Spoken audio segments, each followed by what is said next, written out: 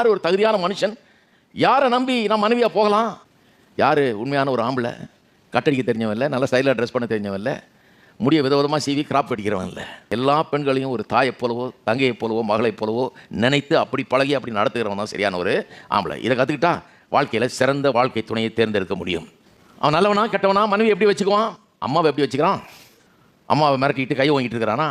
அடிச்சு போடுவேன் ஜாக்கிரதை, சொல்கிறதை கேளுன்றானா? இல்லை தங்கையை கொடுமைப்படுத்துறானா? தங்கையை பற்றி கவலை இல்லாமல் இருக்கிறானா? அவளுடைய நல்வாழ்வை பற்றி அவளுடைய வாழ்க்கையை பற்றி எந்த கரிசனையும் இல்லாமல் இருக்கிறானா? எப்படி மனைவியை பற்றி கரிசனை உள்ளவனா இருப்பான்? பாருங்க, தாயாரையும் தங்கையும் எப்படி நடத்துகிறானோ அப்படி தான் அவன் மனைவியை நடத்துவான்.